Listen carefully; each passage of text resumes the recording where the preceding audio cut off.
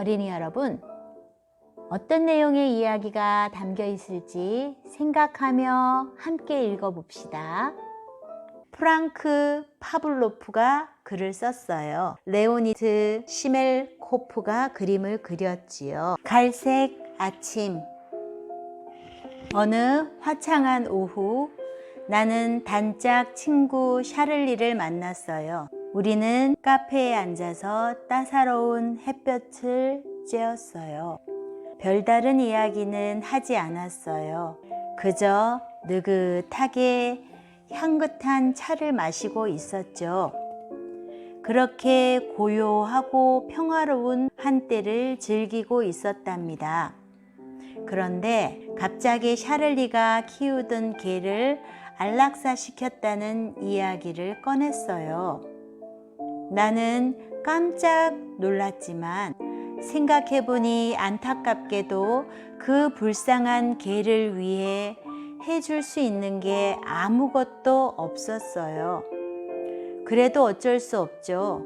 15년 정도 살았다면 언젠가는 하늘나라로 돌려보내야 하는 게 자연의 법칙이잖아요. 자네도 우리 집 개를 본 적이 있지? 차마 그 녀석을 갈색이라고 우길 수는 없었어. 그야 그렇지? 갈색이 아니라 검은색이었잖아? 근데 무슨 큰 병이 들었길래 안락사까지 시킨 거야? 그게 사실은 병 때문이 아니야. 갈색이 아닌 개는 모두 없애라는 법이 생겨서 어쩔 수가 없었어. 뭐? 갈색 개만 살려두어야 한다는 법이 생겼다고? 지난번에는 고양이였잖아. 그랬지. 갈색이 아닌 고양이는 모두 죽여야 한다는 법이 생긴 건 바로 지난달이었습니다. 나도 기르던 고양이를 없애야만 했어요. 내 고양이는 하얀 털에 검은 얼룩무늬가 있었거든요. 정부는 고양이가 너무 많이 불어나서 그런 법을 만들었다고 했습니다. 그건 사실이에요. 도시 곳곳에서 밤낮 없이 야옹 야옹 하는 소리가 들렸거든요. 과학자들은 갈색 고양이들만 살려두어야 한다고 했어요. 오직 갈색 고양이만을요. 여러 가지 실험을 해보니 갈색 고양이가 도시에서 살기에 가장 알맞다고 나왔대요. 새끼도 아주 조금만 낳고 먹이도 많이 먹지 않는다고요. 나는 고양이가 다 똑같지. 갈색 고양이라고 특별하겠어? 하고 생각했어요. 하지만 고양이 문제를 해결하기 위해서는 법을 따를 수밖에 없었습니다. 거리에서 군인들이 고양이를 없애라며 독이 든 고기를 나누어 주었어요. 독이 든 고기를 먹은 고양이들은 여기저기서 픽픽 쓰러졌습니다. 많은 고양이가 순식간에 죽어버렸어요. 애지중지 기르던 고양이가 죽자 나는 가슴이 너무 아팠어요. 하지만 금세 까맣게 잊었습니다. 그런데 이번에는 갈색이 아닌 개들을 모두 죽여야 한다니 너무 놀라 심장이 멎을 것만 같았어요. 고양이를 잃었던 아픔이 고스란히 되살아났어요. 하지만 샤를리는 아무렇지도 않아 보였어요. 어쩌면 샤를리의 태도가 옳을지도 모릅니다. 키우던 개를 죽였다는 죄책감이 든다고 해도 이제 와서 어쩔 수 없잖아요. 샤를리와 나는 한참 동안 서로 얼굴만 쳐다보다가 자리에서 일어났어요. 딱히 할 말이 없었거든요. 그런데 뭔가 이상한 느낌이 들었습니다. 반드시 해야 할 이야기가, 꼭 해야만 할 이야기가 있는 것 같았어요. 며칠 뒤 우리는 다시 만났습니다. 나는 샤를리에게 거리일보가 폐간되었다는 소식을 알려주었어요. 샤를리가 깜짝 놀라 자리에서 일어났습니다. 왜? 직원들이 파업했어? 회사가 망하기라도 한 거야? 아니, 지난번 사건 때문이래. 갈색 개 사건? 응, 거리일보에서 하루도 빠짐없이 그 법이 나쁘다며 비판했잖아. 과학자들의 연구 결과도 믿을 수 없다고 했고, 그래서 거리일보를 보던 사람들이 정부를 의심하기 시작했나 봐. 몇몇 사람은 개를 죽이지 않고 숨기기까지 했대. 쯧쯧, 정부를 비판하다니 위험한 짓을 했군. 맞아. 그래서 결국 문을 닫게 된 거야. 그럼 이제 경마 정보는 어디에서 얻지? 이제는 갈색 신문밖에 없어. 그 신문의 스포츠 기사도 나쁘지는 않대. 이제 우리 도시에는 정부를 지지하는 갈색 신문밖에 남지 않았습니다. 나머지 신문들은 모두 폐간되었으니까요. 샤를리와 나는 대화를 멈추고 커피만 마셨어요. 이제부터 갈색 신문만 봐야 한다고 생각하자 가슴이 답답해졌어요. 하지만 카페에 있던 다른 사람들은 아무렇지도 않아 보였어요. 왜 나만 불안한 느낌이 드는 걸까요? 내 걱정이 너무 지나친 거겠죠? 며칠 지나지 않아 도서관에는 큰일이 벌어졌습니다. 며칠 전에 폐간된 거리일보처럼 정부에 반대하던 출판사들이 하나둘씩 소송에 휘말려서 재판을 받게 되었어요. 그 출판사들이 펴낸 책들은 더 이상 도서관에서 볼 수 없게 되었죠. 그 출판사들이 낸 책에는 개, 고양이라는 단어가 한 번씩은 꼭 나왔거든요. 하지만 그들은 갈색이라는 말은 절대로 쓰지 않았어요. 이제 우리 도시에는 갈색 개, 갈색 고양이밖에 남지 않았는데 말이에요. 법을 어겨봤자 좋을 게 하나도 없지. 그런데 정부와 쫓고 쫓기는 고양이와 생쥐 게임을 하다니. 이렇게 말한 샤를리는 화들짝 놀랐습니다. 그러더니 내가 말하는 쥐는 갈색쥐야. 갈색쥐라고. 재빨리 덧붙였습니다. 우리는 혹시 누가 우리의 대화를 엿듣기라도 할까봐 조심스레 주위를 둘러보았습니다. 그 다음부터 우리는 언제나 말을 할 때 갈색이란 단어를 붙였어요. 처음에는 장난삼아 갈색 커피 한 잔 주세요 라고 말했어요. 그런데 이제는 모든 말에 갈색이라는 말을 붙였어요. 그래야 무조건 법을 따르는 착한 사람처럼 보였거든요. 그 덕분에 우리는 폐간된 거리일보나 소송에 휘말린 출판사들과는 다르게 조용히 살아갈 수 있었어요. 며칠 뒤 경마에서 우리가 돈을 건 말이 우승했어요. 기분이 참 좋았어요. 우리가 돈을 건 말은 갈색이었습니다. 갈색은 행운을 가져다주는 좋은 색이라는 생각이 저절로 들었어요. 그래서인지 갈색법에 대한 걱정도 슬그머니 사라졌습니다. 축구 결승전 경기를 같이 보기로 한 날, 샤를리가 새로운 개를 데려왔어요. 그 개는 머리부터 꼬리까지 온통 갈색이었어요. 눈동자까지도요. 어때?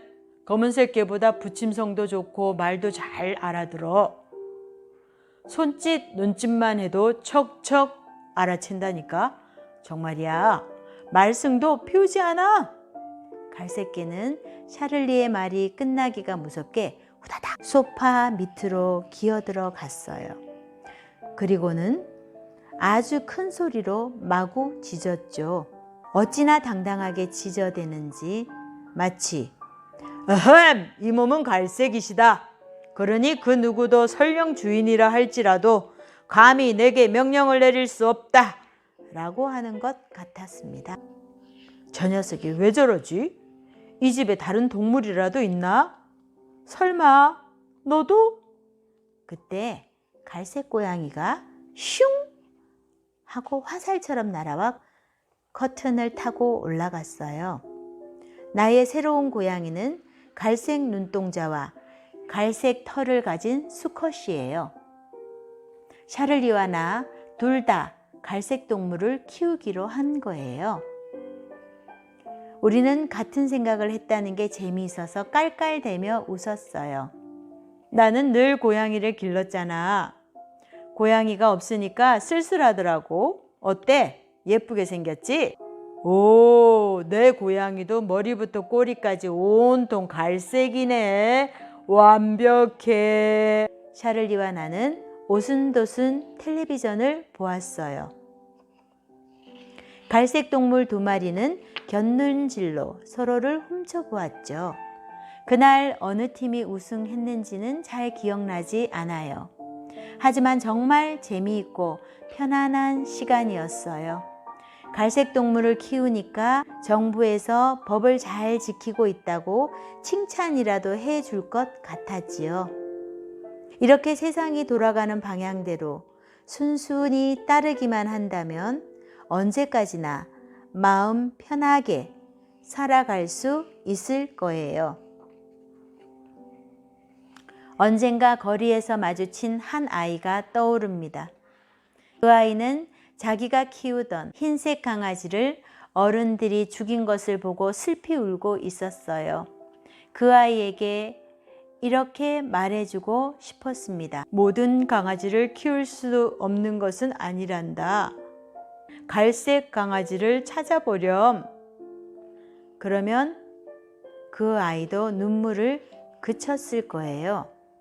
갈색 강아지를 키우다 보면 그 아이도 법을 지키고 살아가는 일이 얼마나 마음 편한 일인지 알게 될 거예요. 그러다 보면 옛날 강아지 따위는 금세 잊어버리겠죠.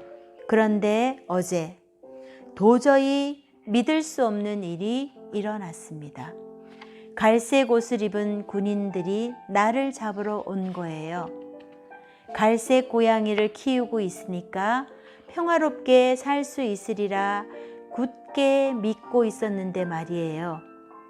다행스럽게도 군인들은 우리 동네에 온 지 얼마 되지 않아 누가 누구인지 잘 몰랐어요. 내가 누구인지도 알 수 없었죠. 마침 나는 샤를린의 집에 가고 있던 참이었어요. 샤를린의 아파트에 도착하자마자 내 심장은 철렁 내려앉고 말았습니다. 현관문은 완전히 부서져 있었고 총을 든 군인 2명이 계단에 떡 버티고 서서 몰려든 사람들을 돌려보내고 있었어요. 나는 위층으로 올라가는 척 하다가 다시 엘리베이터를 타고 아래층으로 내려갔어요. 사람들이 소곤거리는 소리가 들려왔습니다. 무슨 일이죠? 샤를리는 갈색 개를 키우고 있었잖아요. 내가 봤어요. 맞아요. 하지만 예전에 길렀던 개가 검은색이었대요. 그래서 군인들이 잡으러 온 거래요. 세상에, 말도 안 돼요. 예전에 키우던 개가 검은색이라는 이유로 잡으러 왔다고요? 아, 이제부터는 예전에 키우던 개도 문제 삼겠대요. 큰일이에요. 숨길 수도 없는 일이잖아요. 이웃집에 물어보면 금세 알 테니까요. 나는 빨리 집으로 돌아가고 싶었습니다.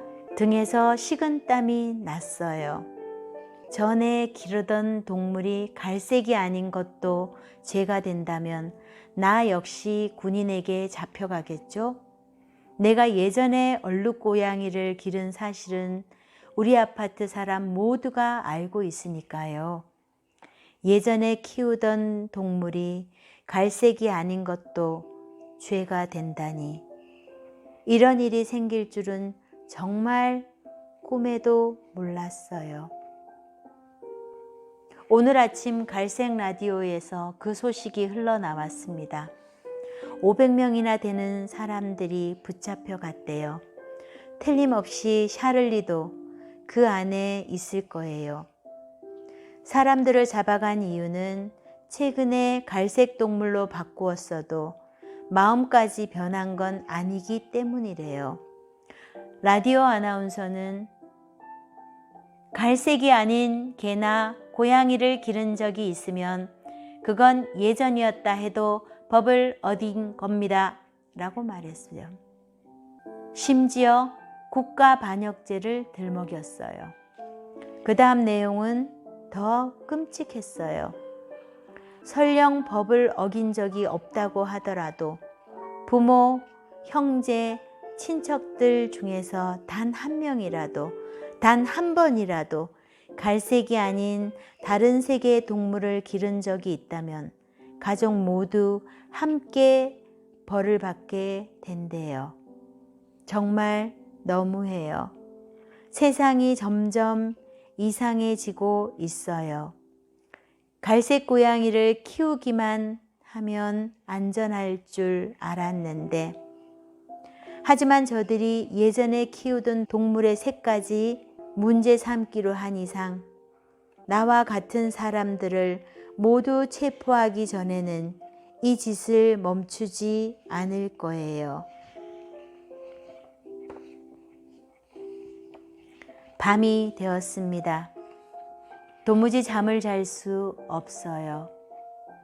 우리가 어리석었어요. 그들이 처음 갈색법을 만들었을 때 이렇게 되리라는 것을 눈치챘어야 해요. 우리 모두 아무 말도 못하고 법을 따르기만 했어요. 그때 그들에게 맞서야 했어요. 하지만 어떡해요? 모든 것이 이렇게 빨리 움직이고 있는데 해야 할 일도 많고 걱정거리도 산더미 같은데 나만 침묵하고 있는 건 아니잖아요. 다른 사람들도 조용히 살겠다고 그저 보기만 하고 있잖아요. 안 그래요? 누군가 문을 두드립니다. 이렇게 이른 아침에 누굴까요? 무서워요. 아직 해가 다 뜨지 않았는데 세상이 온통 갈색이에요. 쾅쾅쾅쾅. 알았어요. 그만 두드리세요. 나가요. 나간다니까요. 여러분, 우리가 누리고 있는 이 민주주의가 얼마나 소중한지 느낄 수 있는 시간이 되었기를 기대해 봅니다.